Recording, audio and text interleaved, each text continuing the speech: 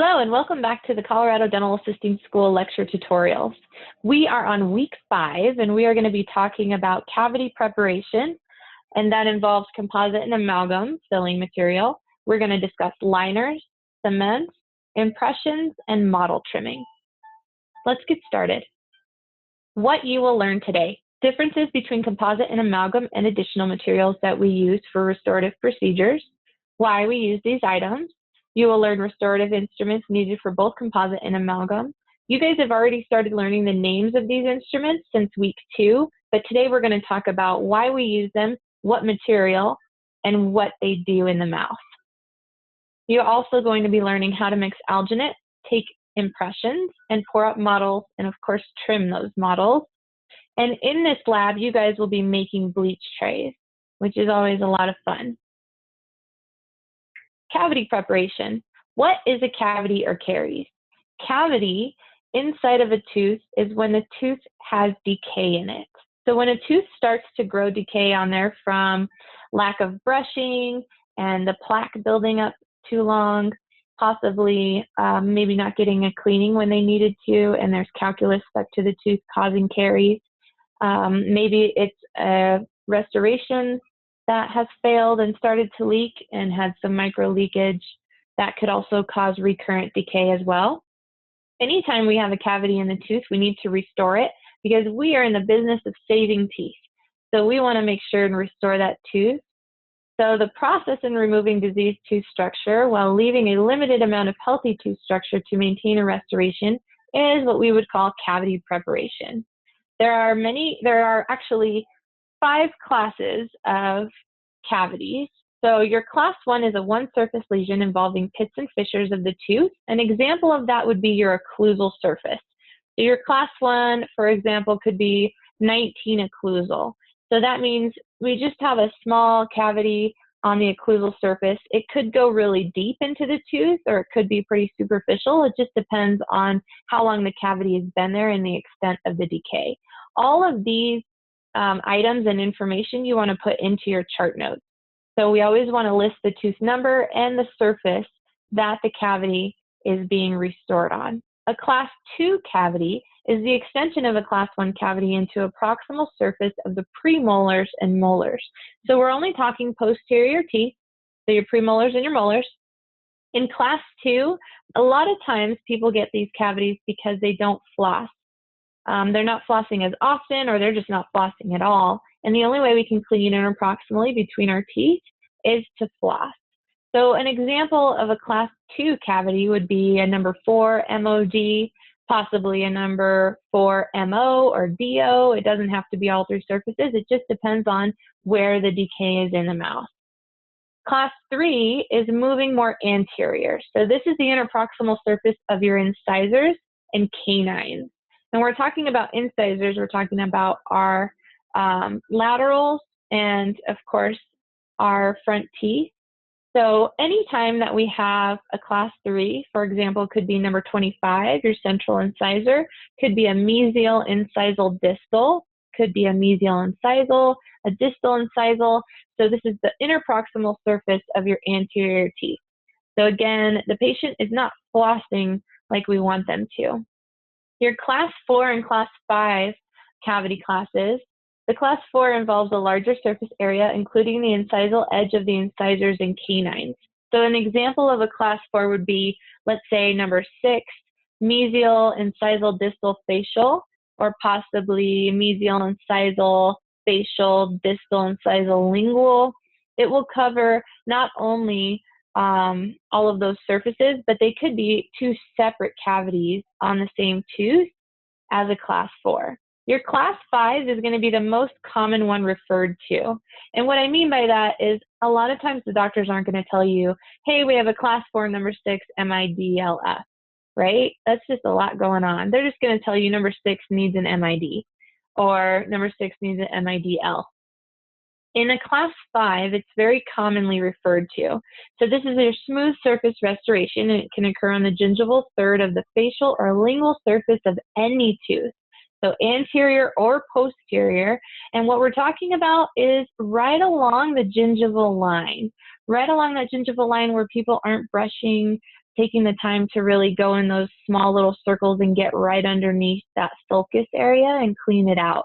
They're just possibly brushing too quickly, going back and forth, and missing that surface completely. A lot of times when patients have recession, we can see class 5s along the gum line because they have a root surface that's exposed, and our dentin layer is not as strong as the enamel. So an example of a class 5 restoration could be a number 30 buccal 5, so it would be B5 is the way we would chart it, or it could be a number 40 lingual 5. So we're talking class 5 on the lingual or buccal surface.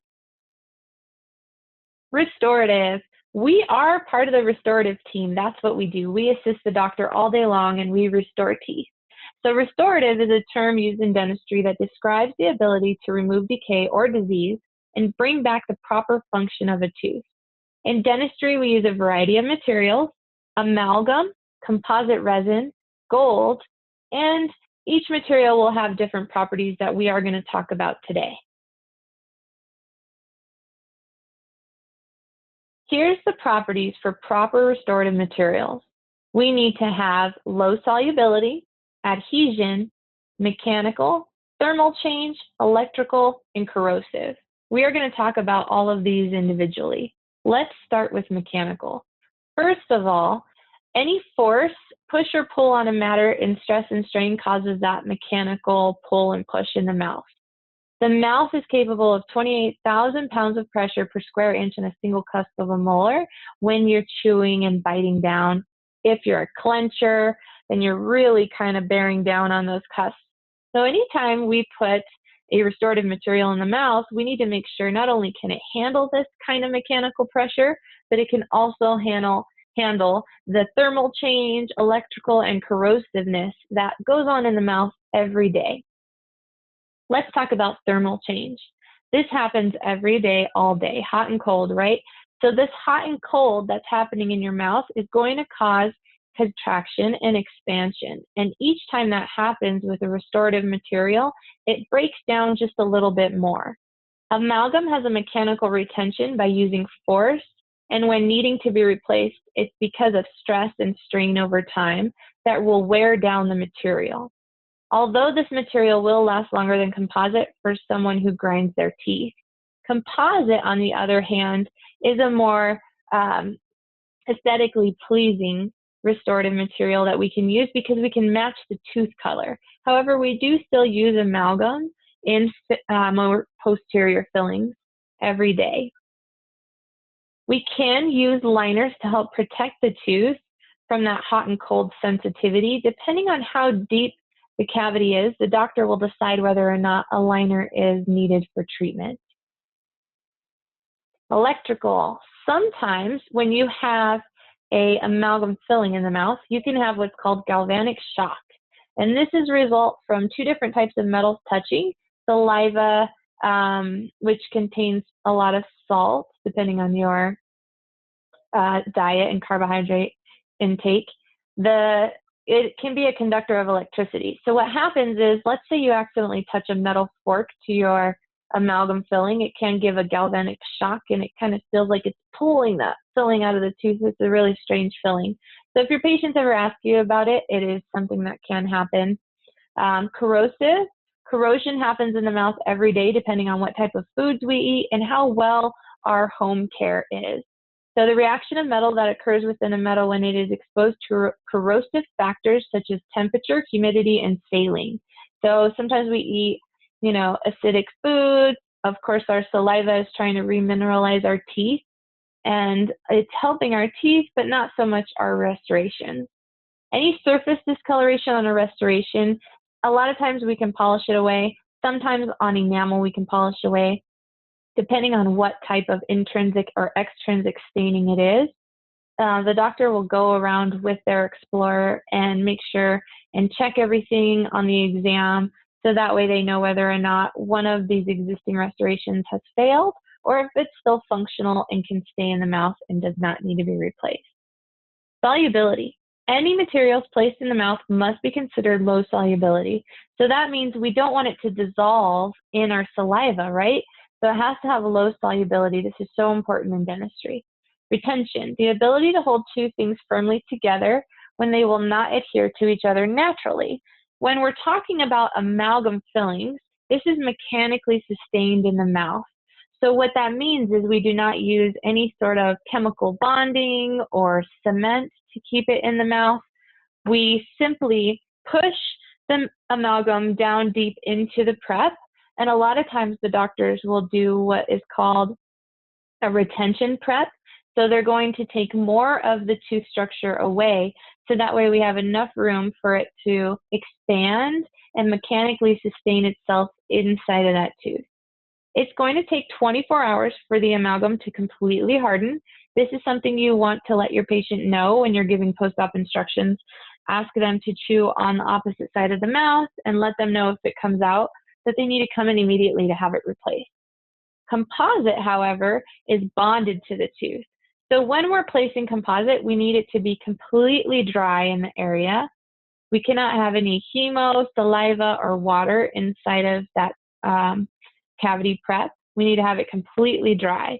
We will use a system that uses etch, bond, and a curing light to completely fill in the composite into the tooth, which we will go over later on in this lecture. When we are placing amalgam and it's mechanically sustained in the tooth can be wet. It's okay because we're not using any sort of bonding system or cement. It doesn't matter if there's saliva or chemo or any sort of water in there, because again, the amalgam is going to expand into that prep and stay in there mechanically. It's not being cemented in or bonded with any sort of chemicals. Amalgam. Amalgam consists of several different materials, silver being the predominant. So they use silver for strength. There is also tin for workability. Copper is also added in there for strength and corrosion resistance, which is really important. And zinc will help suppress the oxidation. When we add mercury to this sort of dental alloy, that's when it becomes amalgam. And that's why it's so important that there's zinc in there to suppress the oxidation, because we don't want that to leak into the body. Once it's completely hardened, it does not leak, it does not oxidize. There isn't any mercury coming out of that filling that's in the body. The only time the patient or the dental assistant or dentist will be exposed is when we're placing or removing amalgam materials. So some of these can come in powder form and they're mixed with mercury to form a soft, pliable mixture. We usually use them in molars and premolars. It's not that common that we put them on lingual surfaces anymore. That was an older technique that we used to use. But now that we have composite and it matches, majority of the time patients are going to choose composite because it's more aesthetically pleasing. We do still use amalgam on a weekly basis. It's a great material and it is safe. As long as we have our HVE next to the amalgam when it's being placed, the patient shouldn't be swallowing any of it. They shouldn't really come in contact with it at all, other than in the tooth.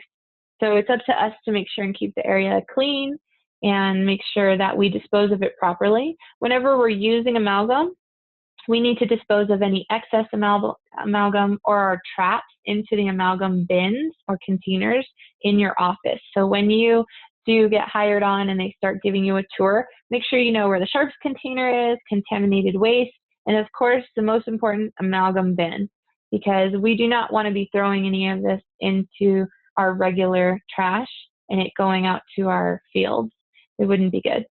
Amalgam usage, primary and permanent teeth. A lot of times we put this in primary teeth because it's a lot easier to place, because kids tend to salivate a lot more than adults do, and it's harder for them to stay open longer when we're placing composites. So they're going to lose that tooth anyways. This is a lot cheaper option. Any stress-bearing areas of the mouth, amalgam is the best thing you could do for posterior teeth. If you have someone who's a clencher and grinder, it's going to withstand a lot more pressure and it won't break down as easy as the composite will. Any patients who have poor oral hygiene, again, this is going to withstand a lot better. And if moisture control is an issue, so we talked about that. So when we're placing amalgam fillings in children's mouths and it's harder to keep that area dry because they close, or possibly their saliva glands are, just running high and it seems like Niagara Falls in there, it's a lot easier to use amalgam than it is composite. The amalgam controversy. It's harmful to patients due to mercury content, harmful to the doctor and the dental assistant.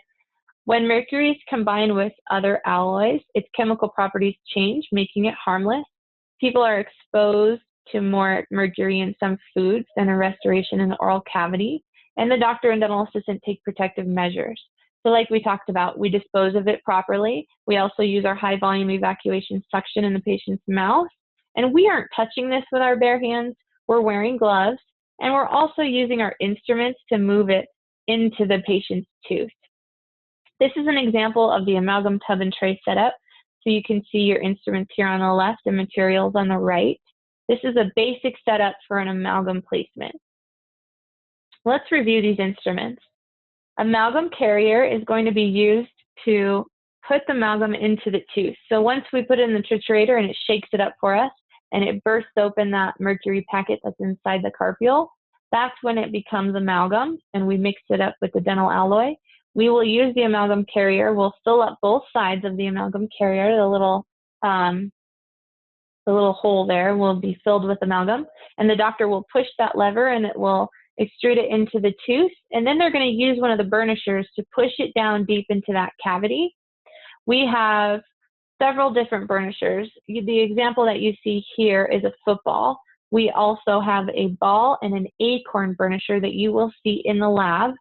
We can use these for composite placement as well, but they were originally amalgam instruments. The next instrument on B, below the football burnisher, is our amalgam plugger. You'll notice the amalgam plugger has a waffle edge to it. It has a more blunt tip. The composite instruments that you are going to be seeing are more rounded and soft, with this one has that more blunt edge. The amalgam plugger is nice. It has a small and a large end to it to use to push down the amalgam into the posterior teeth. Once the amalgam has been placed and packed, we want to carve it and shape anatomy into the tooth, right? We don't just want some big square tooth in the mouth. The patient's not going to be able to close down.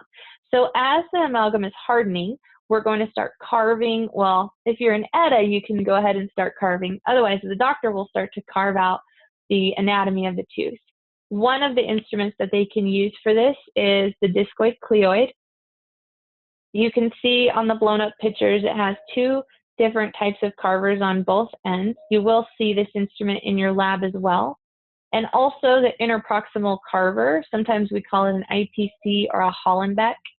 Both of those names you will learn, but it is an interproximal carver, so it will help us carve that mesial and distal surface of the amalgam. If the amalgam gets too hard to use a handheld instrument like this, the doctor can always use their high speed and go ahead and carve in the anatomy that way, all those little pits and fissures. This is an example of the amalgam capsules. They can come in one or double spill, and what that means is whatever we order, really, it just depends on what we order. And you can see here they come in different colors.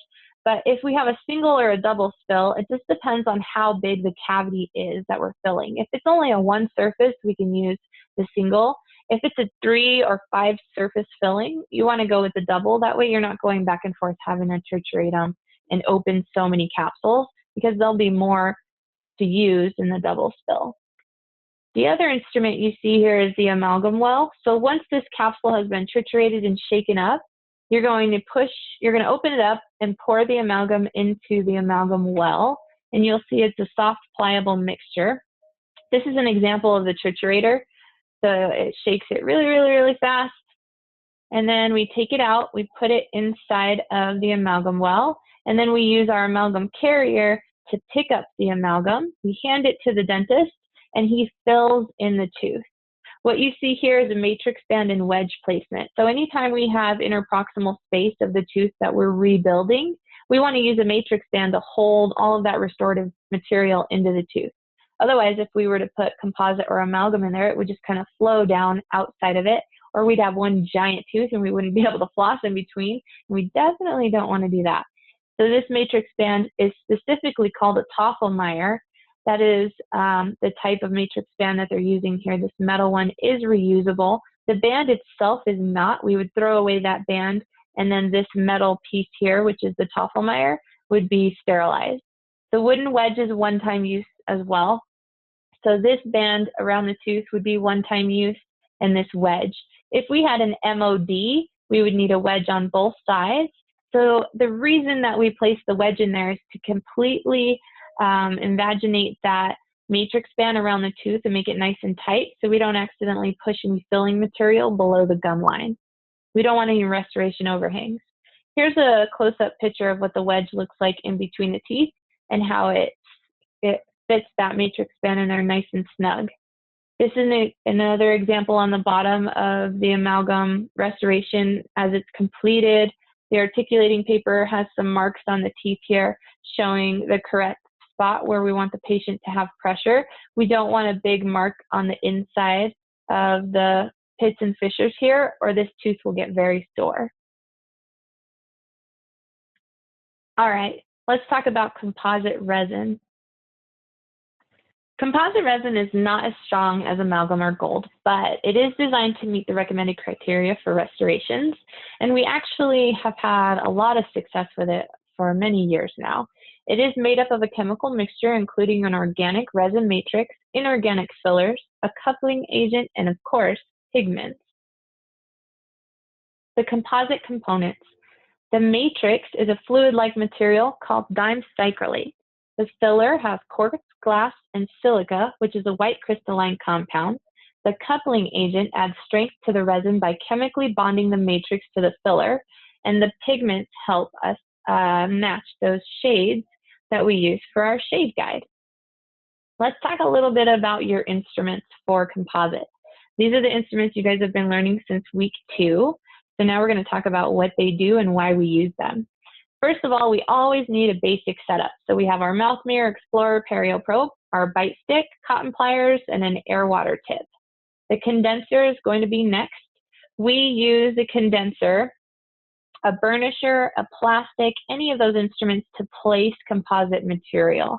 We also will need our articulating paper holder with articulating paper to check the bite, a curing light, and a composite gun. Composite instruments. So what you see here on the upper right is a plastic instrument. It kind of looks like a flat paddle. It is used on anterior teeth to place composite resin. So this helps us place it, and the doctor will be using it for the facial, lingual, and incisal edges. The next one is our condenser, which is used on posterior teeth to place our composite resin. That one the doctor will be using on the occlusal surface to push down deep into that cavity prep and make sure that it's completely filled. A couple other instruments that we like to use are the burnishers. So you can use the ball burnisher, the football, or the acorn, and that can help condense and also create anatomy in the composite resin before we cure it and completely harden that material. The articulating paper is going to hold our articulating paper and help check the bite once our restoration is completely filled. So we are going to use that for composite and amalgam. Any fillings that we place in the mouth, we always want to check the bite on to make sure that it's not too high. This is an example of our composite tub. So we have all of our materials in here, our matrix bands, dap and dish, micro brushes, interproximal wedges, some discs in there, etch and bond, composite. Let's talk about each one of these and go into a little more detail on why we use them. So the first thing you see here is the etching liquid, which is A. So it can come in a bottle like this, and we dispense it into a dap and dish. This one is a disposable dap and dish, or it could come in a syringe. It just depends on how we order it. So I don't want you, to get too hung up on what this looks like, because it just really depends on how we order the etch and what type it is. Manufacturers make them all a little bit different. On B, this is our bonding agent. So we are going to be using that to help bond the composite into the tooth. This is the dap and dish, and then of course your micro brushes. The micro brushes are going to be used to grab the etch and the bond and place it inside of the tooth. And they're really small because we have a small area that we're working on. So here's another example of different types of etch and bonding systems. So again, don't get too hung up on the bottles because it could come in a syringe like this. This syringe is reusable, however, the tip is not. This tip is one-time use only, then we would take it off, spray wipe spray it, and put a brand new clean tip on. Etching. So this is a phosphoric acid. It's placed on enamel and dentin surfaces of the prepared tooth. The purpose is to remove the smear layer left behind from the cavity preparation. So the smear layer is our chemo, which is our blood, saliva, and water, and any sort of tooth debris. We want to clean all of that out. So it's going to remove the smear layer. It's also going to open the dentin tubules for bonding strength, and it's placed anywhere from 15 to 30 seconds, depending on the procedure. You're always going to rinse for the same amount of time that the etch was placed on the tooth. So remember that. Anytime, if you've done 15 seconds, which is the most common for dentin layers, if we're doing 30 seconds, that's the most common when we're on enamel and we haven't prepped the tooth at all. So in children, when we're placing sealants, we're usually going to etch for 30 seconds, and you want to rinse for the same amount of time. So etch for 30, rinse for 30, etch for 15, rinse for 15. You do not want to dry for the same amount of time, though. So please don't get those two confused. You will rinse for the same amount, but for drying, you're just going to dry it real quick with a puff of air, real quick, you're done. You want to avoid desiccating or over drying the tooth. If you do that, it could cause increased postoperative sensitivity. What happens is the collagen in the tubules will collapse, and it could cause a really bad sensitivity after the filling is placed. So you do not want to over dry the tooth. This is another example of different types of bonding agents. They all come a little bit different. Some have a step A and B, or 1 and 2, where it has prime and bond. Some of them come in these little capsules that are one-time use only, and this has the prime and bond all inside of it in one step. So it really just depends on your doctor and what they like to use. So the bonding is going to be put in the dentin tubules.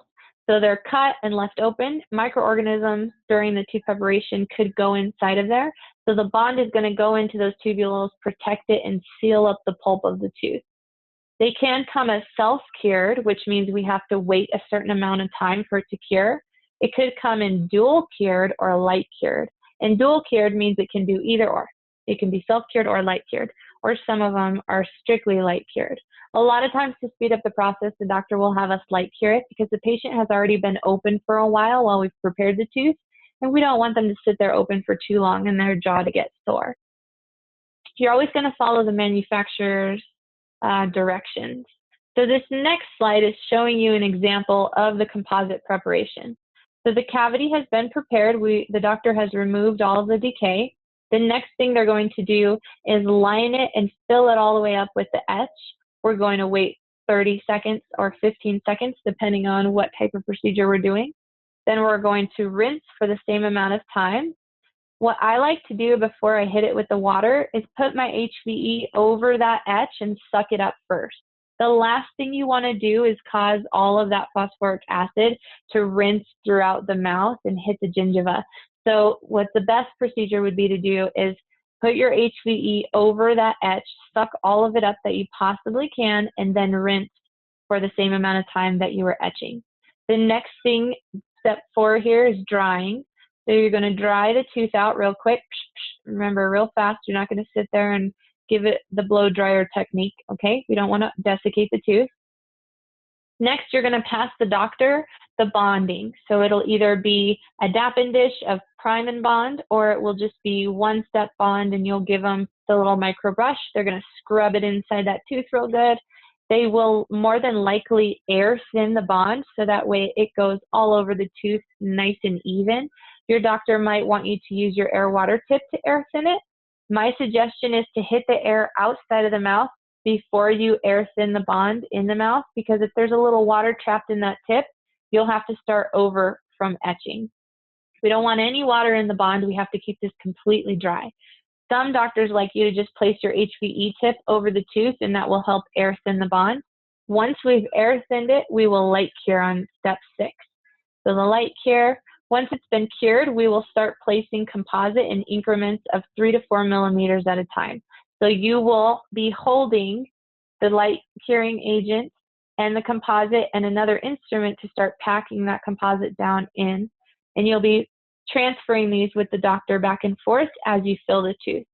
So you'll give them the composite, they'll place it into the tooth, you'll give them an instrument, they will compact it down into the tooth with the instrument, and then you will cure it. And you'll go back and forth, composite, instrument, composite, instrument. You'll want a 2x2 in your hand so that way you can help wipe the instrument off if there's any excess that's stuck to it while they're placing the composite. Once it's done, we will check the filling with our articulating paper. The doctor will go ahead and adjust it and create any enamel that's needed, and they will be good to go. The composite will be as hard as it's ever going to get when they leave that day. This is an example of composite materials. You have a couple bulk composite tubes on the left.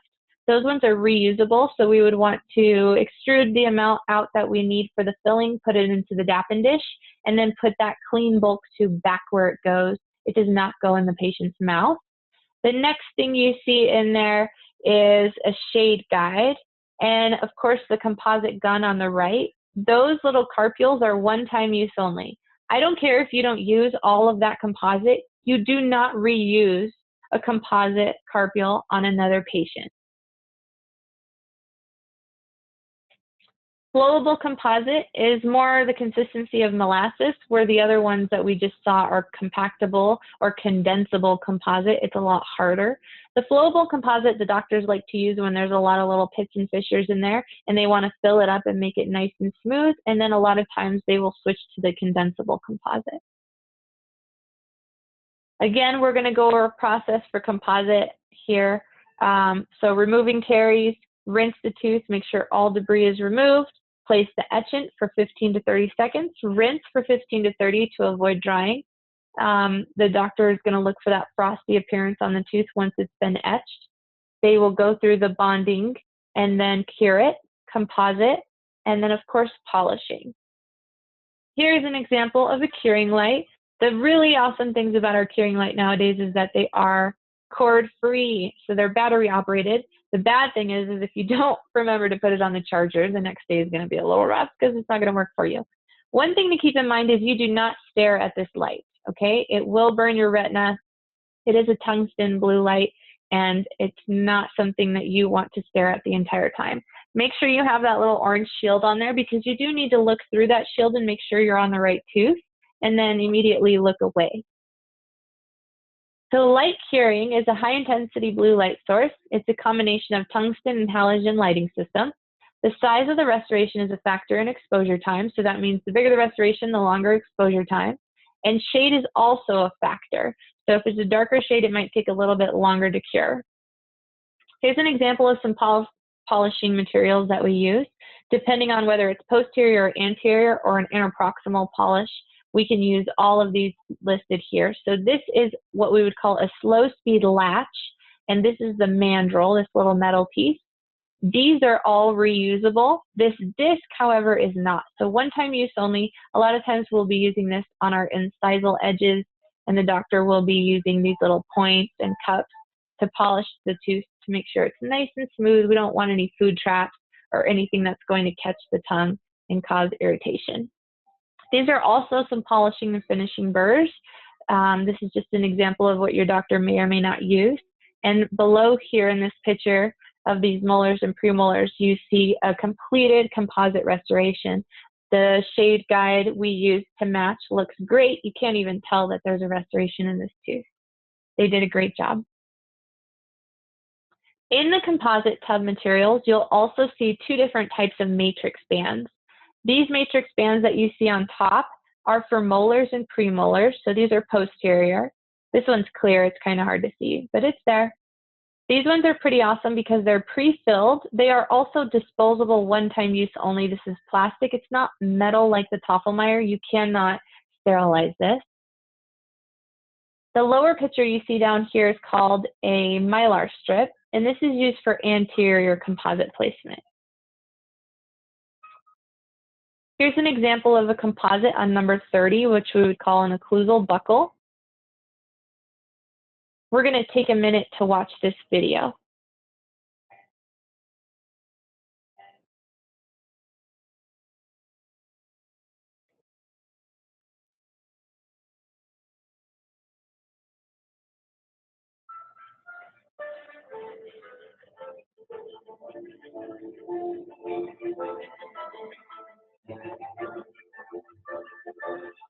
Class 1 composite video. be the acid etch, 35% phosphoric acid being placed around the enamel cavo surface margins first, and then continue to be placed around the remaining dentin after that, to allow a 15-second etch time on the enamel and a 10-second time on the dentin, and then you rinse for approximately 15 to 20 seconds. And be careful not to desiccate the tooth by over drying it.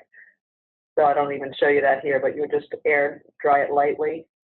And then this brush shows the application of the prime and bonding agent. In different videos, I could show a separate primer, then separate bonds, and then the third whole option would be to eliminate this blue etch step altogether if you're using a self-etcher, a one-step, which would be etching, priming, and bonding, all with this application of a little micro brush. And you can see how adapting it to the inside of the prep, there's several different sizes of micro brushes that you could consider if the prep is narrow. And then you air thin it, or another way to think of it as an air evaporation little step, just to let the priming agent get down to the dental tubules. And then with the light shield, and then you cure this. If you're using separate primer, you wouldn't cure that. This is priming the adhesion step. Then after that, some offices use a layer of flowable composite, which I believe I'm showing here, to act as a base or as a liner. It's very important when you use flowable that you don't have too much to really fill the prep, and then I usually take an Explorer just to prevent any air bubbles, to line the whole bottom of the prep. And then usually cure that again for at least 10 seconds, but again, of course, manufacturer's instructions need to be followed there. The next step then is to load the composite into a compule, and all different philosophies here. Most restorative experts are saying to do vertical increments, to have a buccal increment, a lingual increment, and then a separate central increment. So here I'm showing you that we place along the lingual first, and really it's not the same motion as condensing. It's more adapting it to the edges of the prep and to the pulpal floor. And then curing it for at least 20 seconds, but that's another thing that's really manufacturers' specifications on the light. Some of them are 5-second cures, 20-second cures. You need to know the light you're using, how many seconds it beeps.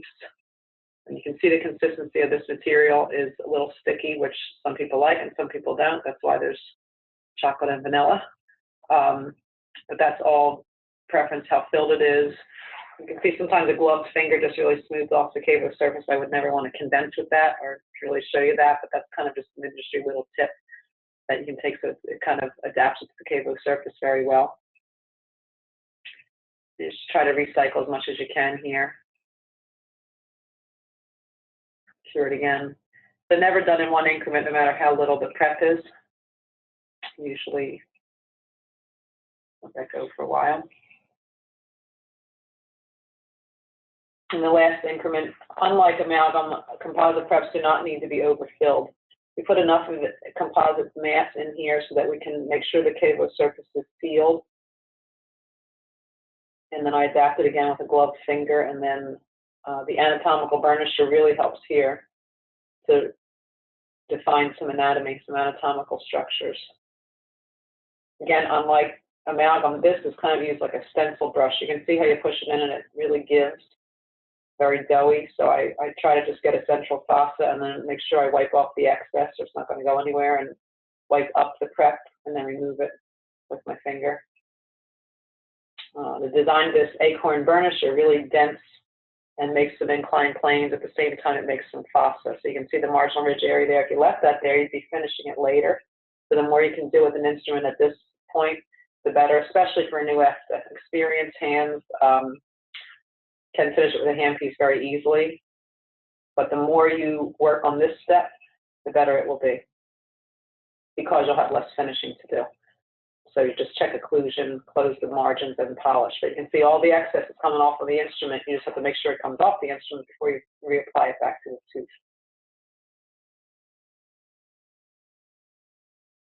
So a lot of work is done. You need to watch the overhead light, that it's not going to set your top layer on you, but then you adhere this final layer. And then proceed with the finishing and polishing steps, which we'll show you in another video.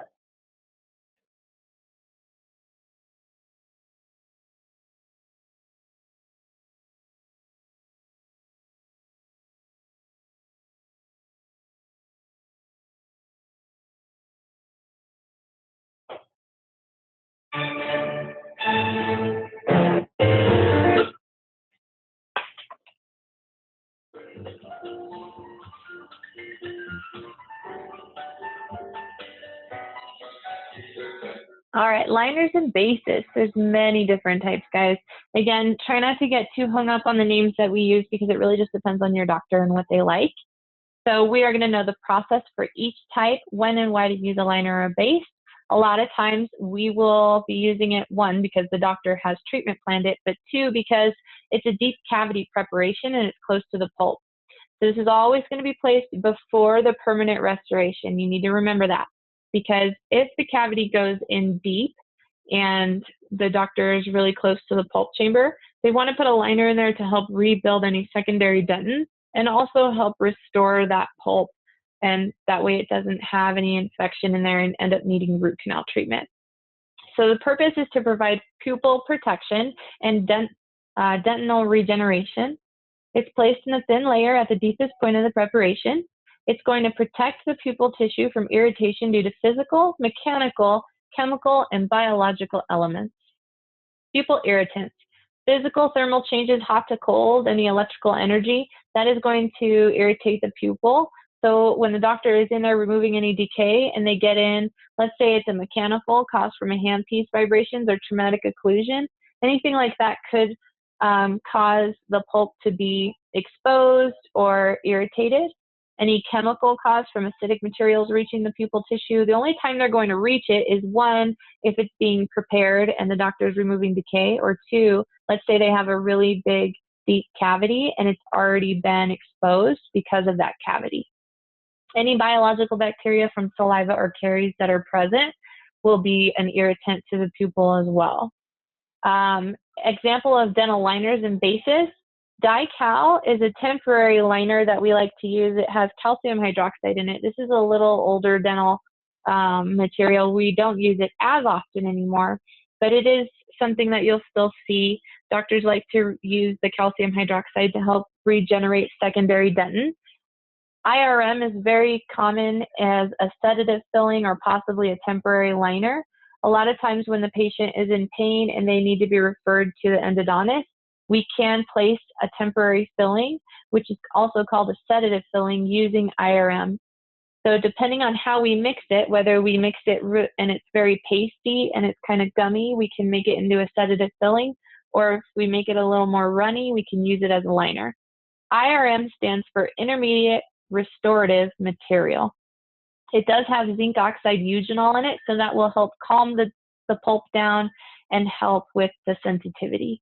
The eugenol is oil of clove, which naturally helps the tooth calm down and not be as irritated and painful as it was. Vitribond is a more common one. This is a permanent liner. It does have a glass ionomer in it, and all of these can come in a paste, catalyst, and based form. It could come powder liquid or in a new dual syringe, which is what we see here. So this is our newer one. They come in a dual syringe where it has the base and catalyst in here. You squeeze it out, mix it up on your paper mixing pad with your spatula, or they could come with pre-mixing tips where it mixes it in the tip for you and you can put it straight into the tooth. Just depends on how your doctor likes to do that. The glass ionomer that's inside of the Vitribond is the name brand. The glass ionomer is the chemical in there. It can be used under all kinds of restorations, so it doesn't matter what type.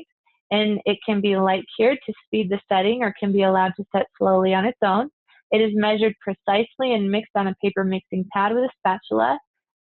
This one for the glass ionomer helps regenerate, it helps, it's a fluoride releasing agent, so it stops any recurrent decay. So it's going to inhibit any recurrent decay and stop the caries from spreading. The dical is a lot older. This is the one that we were just talking about, the calcium hydroxide. It does come in 2 separate tubes like this, and it is your base and catalyst. You want to have equal proportions and mix them together on a paper mixing pad.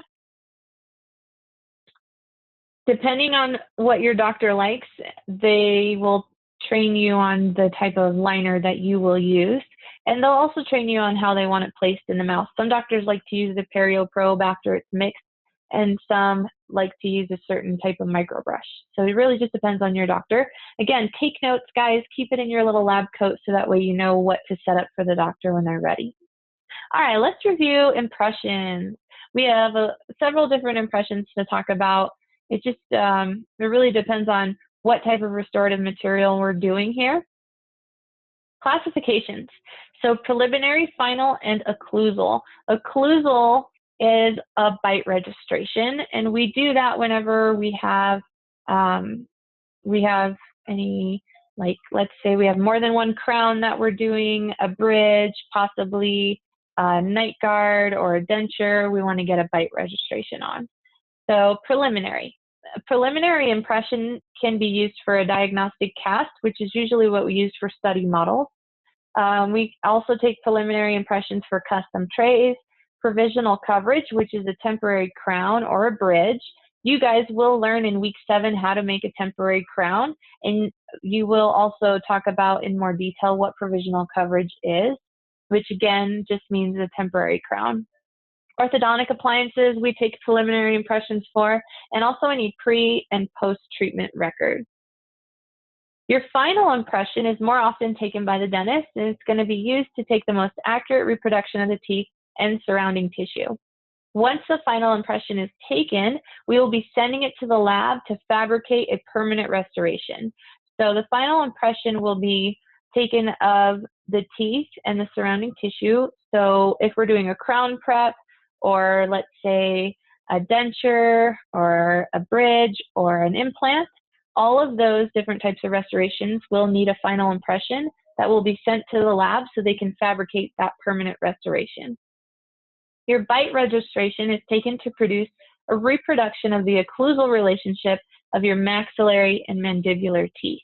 So they want to know how the teeth come together, and this is going to help them figure out how high to build that crown or implant or bridge. So it's going to show them exactly how the teeth come together. That way it will fit in the mouth when we get it back. Impression trays. These are used to hold impression material within the mouth. They come stock, which is like your small, medium, large, and they also can come in custom trays, and that is one of the preliminary impressions that we can take. We would take a preliminary impression, send it to the lab would make a custom tray for us, and then we would take our final impression with the custom tray. When using a stock tray, they are manufactured in quadrants, sections, and full arches. There's many sizes and shapes, so you want to find the appropriate size for each individual patient, depending on comfort. They need to be slightly beyond the facial surface of the teeth, so we don't want it to scrape down on the teeth when we feed it in the mouth. You want to be careful. So it has to be big enough to fit around the teeth, that way it doesn't scrape it. And it needs to extend 2 to 3 millimeters past the last molar or tuberosity, whether we're on the mandibular or the maxillary. And the depth needs to allow 1 to 2 millimeters of material between the incisal edges of the tray. So that means we are not going to let them bite down into this tray. We don't want to push it so hard that it hits the tray. We need to have at least 1 to 2 millimeters of material between the teeth and the tray. Stock trays can come perforated with holes or smooth with no holes. The perforated one does create a mechanical lock, which is nice, especially when using alginate, because alginate is a lot softer material, and we really want it to lock into that tray so it doesn't distort when we're taking it out of the mouth. We don't want the material to stay in the mouth and the tray to come out by itself. If you're using a smooth tray that doesn't have any holes, there is no mechanical lock, so you will need to use adhesive. Make sure you've already tried the tray in the patient's mouth. Please do not paint the adhesive onto the tray and then put it in the patient's mouth. Not a good idea, right? Custom trays, these are made to fit the mouth of a specific patient. So that means we've taken a preliminary impression, the lab has created this custom tray for us, And now that we have a really nice custom tray, we're going to take our final impression, so that way we can get that sent to the lab and they can continue on with the final restorative material that we need. You always want to use adhesive on these custom trays. They usually don't have holes in them to create that mechanical lock. We are using Alginate, which is an irreversible hydrocolloid. The alginate, it contains potassium, which is derived from seaweed and used as a thickening agent. The calcium sulfate reacts with potassium to form the gel, and the trisodium phosphate will slow down the reaction time for mixing. All of these are different, so you want to go by the manufacturer's directions. Some of them could be regular set, some of them can be fast set. So that means you need to mix it quickly and get it in that patient's mouth. The diatomaceous is earth zinc, which is a filler to add bulk, and the potassium titanium fluoride comes to play with the model making. So what that means is once it's set and we go to pour our stone in, it's not going to mix with the alginate and ruin our model. So we can create that model once the impression is taken.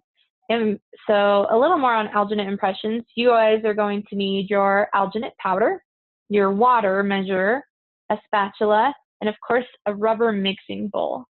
If you're using a spatula, especially if you're using a metal spatula, make sure that you clean it off immediately when you're done mixing. Don't put the spatula down dirty and then go and take the impression, because when you come back and it's hardened on that spatula, it's really hard to get it off later.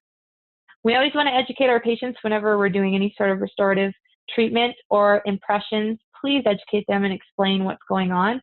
You're probably going to get them to cooperate a lot easier if you educate them and let them know what's happening. So always explain to the patient what's going to happen. Don't lie to them. You know, let them know this isn't going to taste very good. It might make you gag. You know, just let them know the material is cool. It's going to set fairly quickly. Tell the patient to breathe in and out of their nose and wiggle their toes for distraction. So we always want to use any sort of distraction. Everyone always asks us, why do you start talking to me when you put something in my mouth and you know I can't respond? Well, we don't expect you to respond. We want you to focus on the fact that we're asking you questions when you can't respond because it's a distraction technique. We don't want you to focus on the fact that you want to puke right now because your mouth is full of an alginate impression, right? Or you're gagging. So you want to talk to them in a calming voice. Okay, we're going to take an impression on the lower or the upper, you know, whichever one it is. I'm going to need you to lean forward, breathe through your nose, and this will be over as you know, pretty quickly. And just let them know and talk to them throughout. So do you have any plans for the summer? You know, I hear it's going to be a nice summer this year. Or, you know, are your kids graduating from school?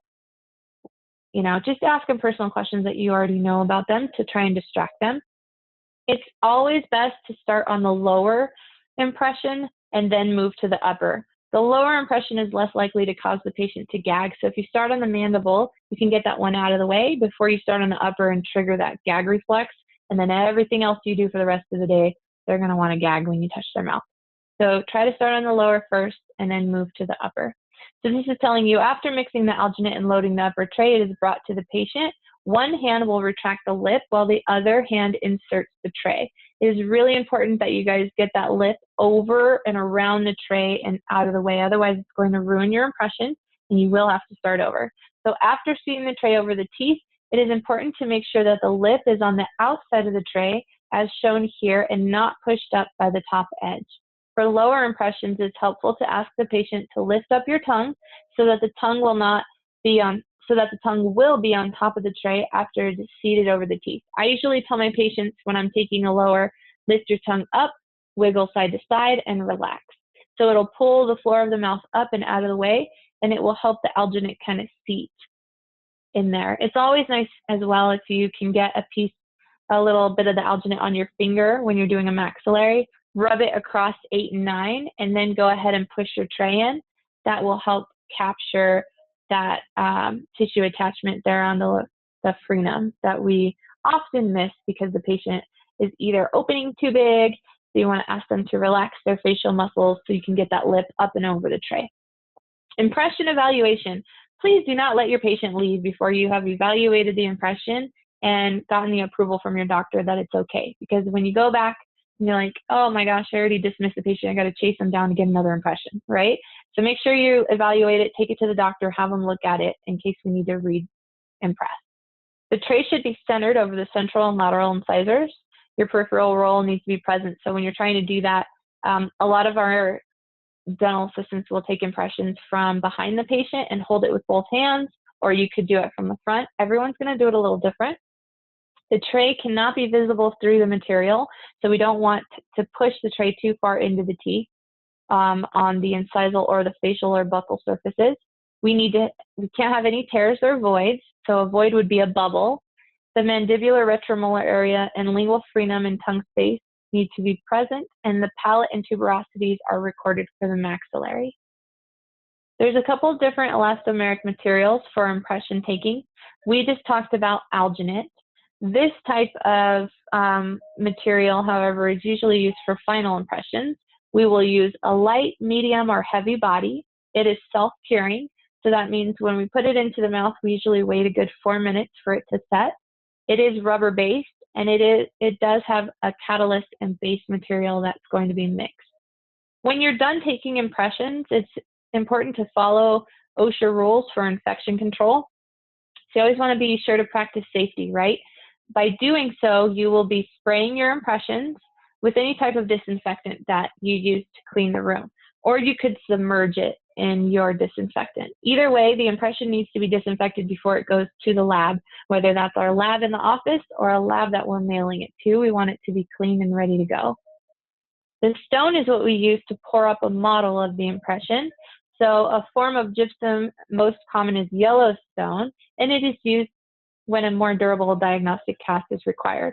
There's also buff stone, plaster, and high-strength stone. That's the dye stone that they use in the lab to pour up our models for our restorative materials.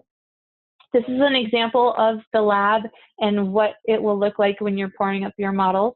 Notice how this person is not wearing gloves.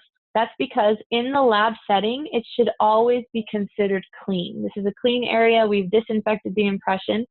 I always wear gloves because the Yellowstone dries out my skin, but I want you to understand why this person is not wearing gloves in this picture is because this is considered a clean area.